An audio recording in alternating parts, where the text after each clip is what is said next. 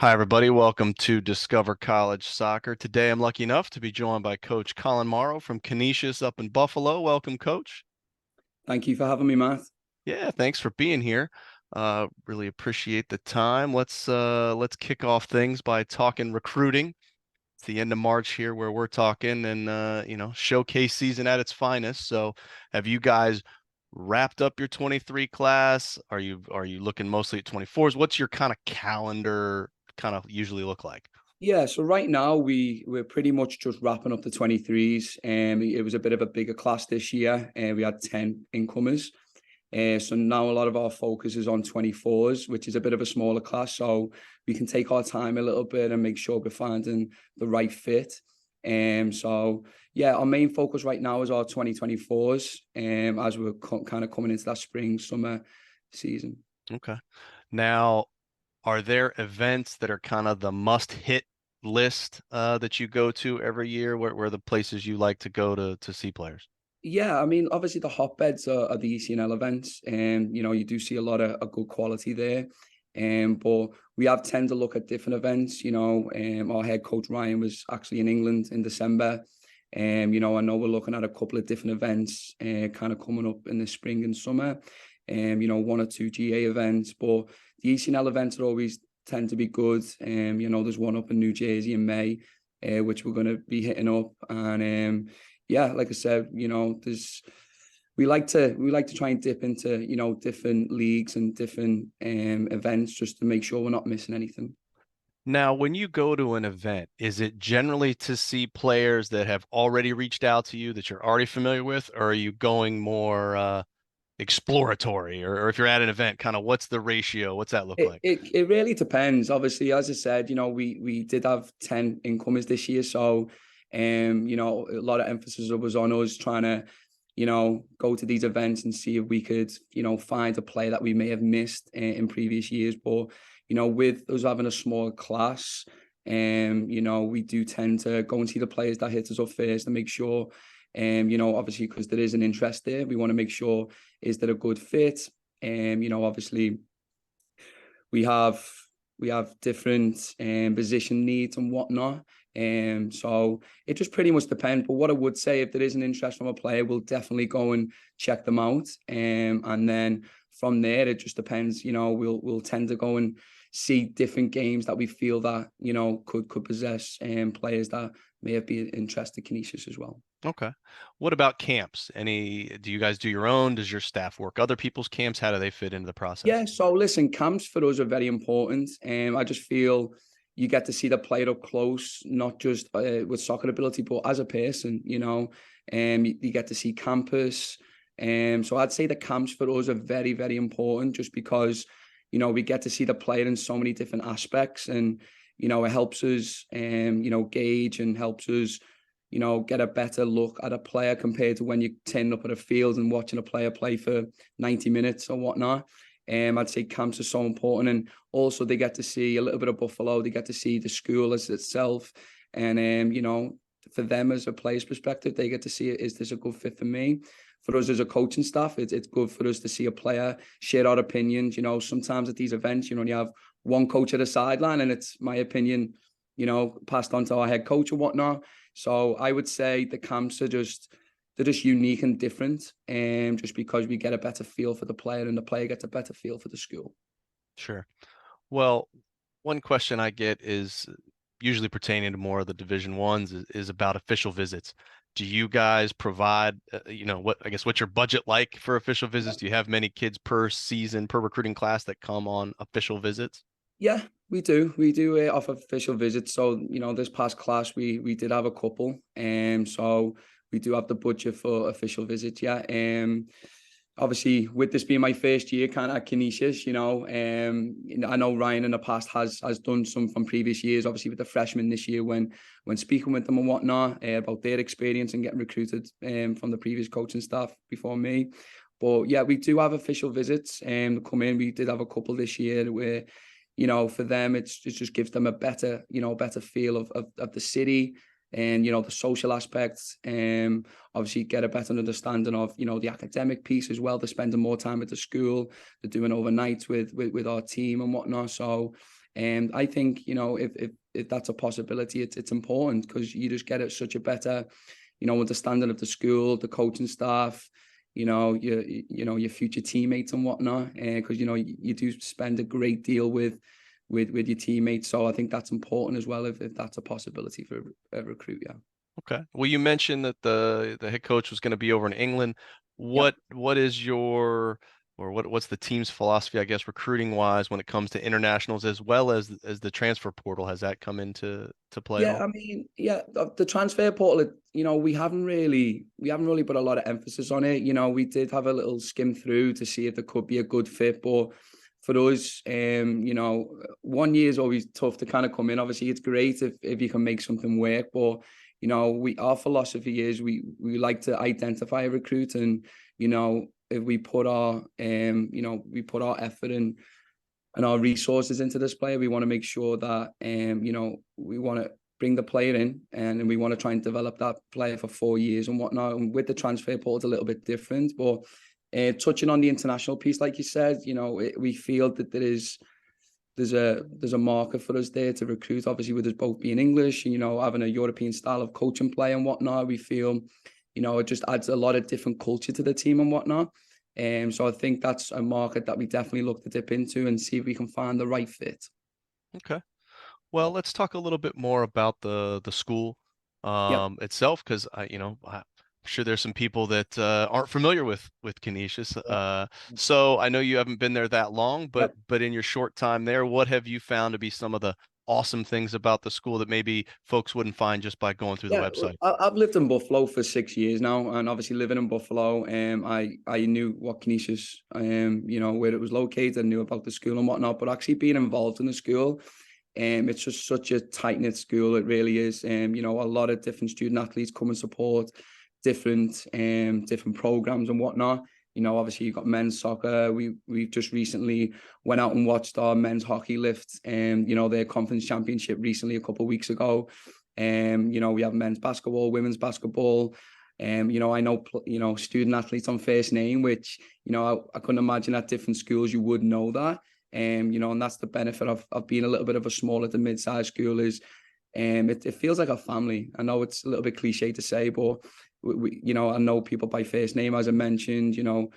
We say hello in the corridors. It's everything's pretty close together. The school, as I said, it's walking distance, to different parts of campus, wherever you're studying. So I'd say, it's definitely a more of a family feel in terms of the school. Yeah. Okay.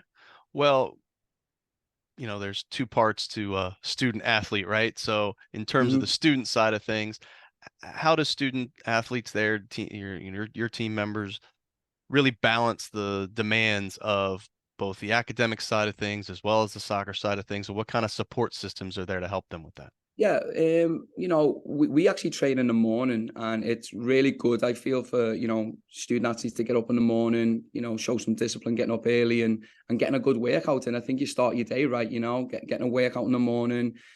So we tend to train in the mornings where it doesn't conflict with classes. So obviously it kind of starts the day right, and then they kind of go on about the day.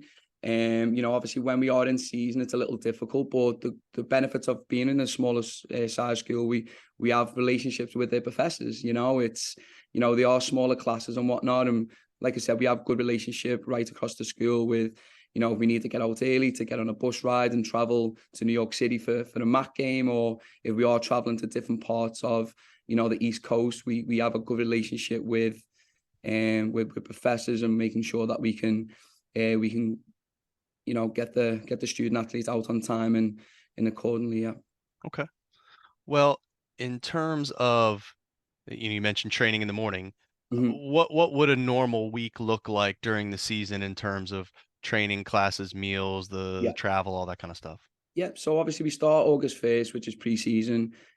So school's not in session right then. So but when we are in session, obviously, like as I said, we on a Monday we'll train in the morning. Our student athletes will go about their class in the day. Tuesday, depending if we are home or away on a Wednesday, we'll tend to do a bit of a walkthrough preparation. I'll do scouting analysis on our opponents. So we'll speak a little bit about, the opponent and players to watch out for and whatnot. And then if we are away, we'll tend to leave around 1-2 p.m. And so then, we do have maybe a 5-6 hour ride to a Quinnipiac, to a rider and whatnot across the East Coast. We'll tend to get there at a decent hour at night, maybe like 8:30. We'll try and get a stop in for some food along the way. And then Wednesday, we'll tend to do a lunchtime kickoff. After the game, we'll tend to travel home and then we'll tend to get home at a decent hour and do some, on a Thursday, we'll tend to do recovery. So we'll bring the ladies in. We'll do some recovery work for the players that maybe didn't get as much minutes. We'll run a session for them as well. So the benefit of obviously having different coaches, we can run that. So sometimes I'll run a recovery session while Coach Ryan will go out and work with some of the girls and make sure they're getting the high output that they need to stay fit and ready for the season. And then again, Friday, it depends if we're home and away. Let's say we're at home, we'll tend to do a session in the morning.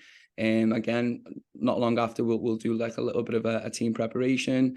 Saturday mornings, we'll again do more of a scouting analysis, and we'll speak a little bit about our opponents. And yeah, that's pretty much how a week goes. Sundays we give them off. So a lot in season, a lot of it's about preparation work, recoveries. The following day, playing 2 times a week is a bit of a grind, and especially with us being in Buffalo, we do have to travel, unfortunately, along with Niagara. It's just the way the MAC works, and we just try and put our student athletes in the best possible situation they can be in. Okay. Well, let's talk about the team a little bit more. I know you mentioned you got a bigger recruiting class coming in this year, but is there a roster size that you guys are trying to hit that you guys find is ideal? Yeah, so this past season we actually had 24. I think like the ideal number is like 26, 27, from what I understand. But we did have a little bit of a smaller size this year, so we're looking to bring in 26 this year. So it is going to be a little bit bigger, but the benefits with us, this past year, all of our student athletes travelled. They all changed the game day. Every one of our players played in a conference game along the season. So the good thing is we're not afraid to give players chances or opportunities to try and prove themselves on the pitch. I think that was one of the benefits of us last year, is that we did give all our players an opportunity within conference play. Like I said, we're big believers in, if you're coming in working hard, looking to get better each day. Our team culture this year, from what I understand, was really good compared to other years. Obviously, I can only speak from this year. So the important thing for us, obviously, with incoming players this year is to try and maintain that and increase it where we can, and just making sure that everyone's on the same page. We want to make sure players are pushing each other. It's nothing's given. Even to our seniors and our juniors, we make sure that we do have freshmen coming in looking to play and whatnot. So that for the juniors and the seniors, it's important that they're maintaining a high level and setting a standard for the incoming players, and it just really pushes everyone to be a better soccer player in the field. Okay. Well, you mentioned yourself and the head coach. What does the rest of the staff look like? How big is the staff, and what are there support staff in the athletic department that help the team as well?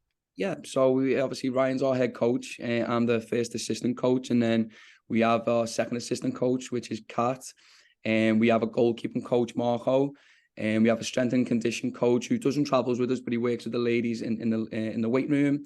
Obviously, we have a sport nutritionist who we work through as well throughout the season to make sure we're maintaining some good nutrition. And we have a sport therapist who works with some of the girls as well. Again, that's more on a need basis, but we do tend to check in with student athletes every 2 weeks or a month. Obviously in season it's a little difficult, but in the spring season right now, I know some of the girls have been utilizing these staff more accordingly and whatnot. But yeah, that pretty much makes up the support staff for us. Yeah, and we also we have a full-time trainer who travels with us as well and works with the student athletes. Okay. What besides the normal things everybody's going to say, but how would you guys describe kind of the staff style of coaching and the team style of play?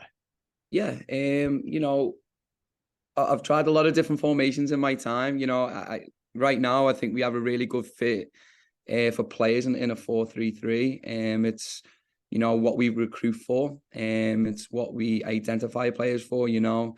We do like that formation. I know obviously there's different formations which are getting a little bit more popular now. 3-4-3, 3-5-2, 3-6-1. You know, the 4-4-2 is tending to be gone right now, you know. So I think the way the modern game's going is, you know, we identify players, and I think players have also been developed in these formations in the club philosophies. So, you know, you do have your wingers, you know, your centre forwards, which maybe only be one. You have the false nine, you have so many different ones. But going back to our style of play, I'd say, you know, we do tend to, you know, we like to build through the thirds when possible. And we're not afraid to go long if you know, if we don't like to overplay, let's say. But it also depends on different opposition as well. I'm a big believer in you know, identifying opposition, and you know, if they are a team that you know, physically strong, or you know, they are heavily technical, we won't be afraid to press and try and, you know, cush out some mistakes there if possible. Or you know, we are going up against more of a physical side. We're not afraid to maybe, you know, keep it out the centre, maybe play down the sides with combinations and whatnot. So it just kind of depends. But our standard is 4-3-3. But in terms of different styles, like I said, we do like to play through the thirds, but we're not afraid to go long and look to play off our centre forward and off our wings as well. Okay. Do you guys use any sort of technology in either training or games, whether it's film, GPS, anything like that?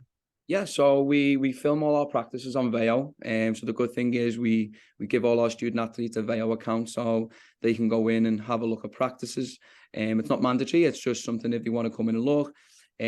Sometimes you know, we work on a specific topic. You know, I'll tend to, you know, rewatch it for self-reflection with Coach Ryan. If there's anything that we've seen or we like to, you know, highlight to the team, we'll pull from and whatnot. In terms of games, we're lucky enough to have this tool called Instat. It's an amazing tool, which I don't know if you're familiar with it. It just breaks down so many different components of the game. And each one of our student athletes have an Instat account as well. So that's one of the tools that I tend to use a lot. It's just such an amazing resource. Because like I said, it breaks down so many different things, and it's good for scouting reports. It's good for, like I said, making our players better in certain levels of the game. So they're the two main tools that we tend to use. I would say so, yeah. We don't have Okay. any test trackers or anything like that, but Okay. we do tend to use, like I said, the Veo and the Instat accounts. Okay. Well, we're talking the spring, so it's the off season. So can you just give me a brief insight into what your typical off season looks like? Yeah, so you know, we had a bit of a hectic season just this past season, you know. So we give the girls some time off at the end of November right through December. We got started back up in the middle of Jan, and we were back training, you know, getting the girls moving again.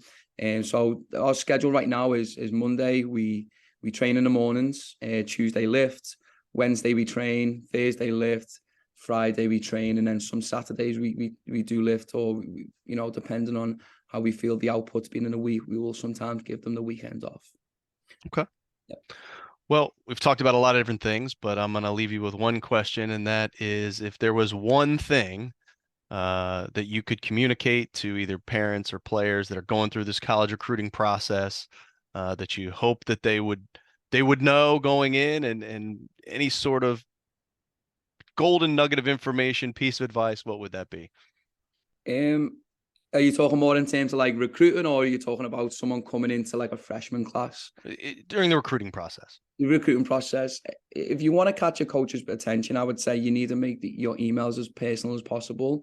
You know, speak about, you know, different things that a general email just wouldn't. You know, maybe speak about the season, speak about some of the programs that you're interested in, speak about what you'd bring to the team, speak about, you know, obviously positions. I'd say try and make your emails as more personal as possible, just because that's some of the things that really catch my attention.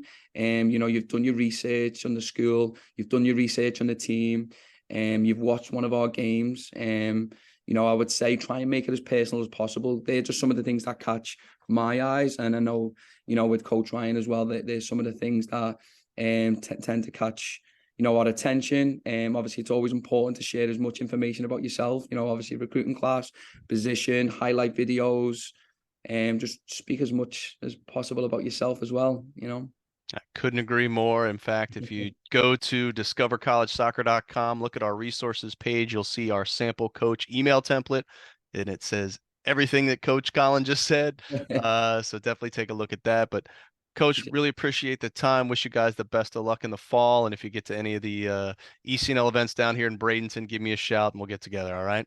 I appreciate it, Matt. Thank you so much for having me. Thank you. Bye.